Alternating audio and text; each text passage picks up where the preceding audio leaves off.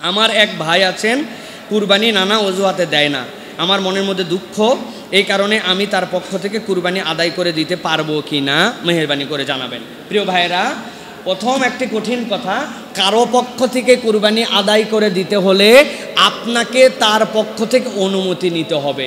অনুমতি ছাড়া আপনি তার পক্ষ থেকে কুরবানি করে দিতে পারবেন না, যেহেতু এটা একটা ওয়াজিব বিধান। আল্লাহ রাব্বুল আমিন তার প্রতি দায়িত্ব দিয়েছিল, হ্যাঁ তিনি বলছে যে হ্যাঁ তুমি আমার পক্ষ থেকে করে দাও।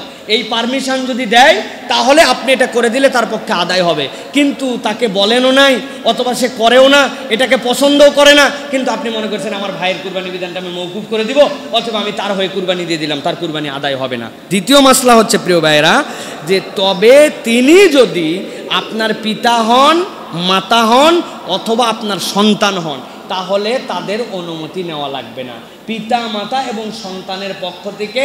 কেননা আল্লাহর নবী বলেছেন সন্তানের কামাই পিতা মাতার, পিতা মাতা কোনো অনুমতি ছাড়াই সন্তানের কামাই নিয়ে নিতে পারবে, কোনো অনুমতি নিতে হবে না। আমার সন্তান কামাই করছে, আমি বাপ হিসাবে আমি নিতে পারবো, আল্লাহ অধিকার দিয়েছেন পিতা মাতাকে, সেই হিসাবে কোনো সন্তান যদি পিতা মাতার পক্ষ থেকে আদায় করে দেয় সেইখানে অনুমতি লাগবে না, তার কুরবানি আদায় হয়ে যাবে। কিন্তু ভাইয়ের পক্ষ থেকে অন্যর পক্ষ থেকে কুরবানি দেয় না, এই লোককে বাঁচানোর জন্য আপনাকে অনুমতি নিয়ে তারপরে আপনাকে কুরবানি আদায় করতে হবে। প্রিয় ভাইয়েরা,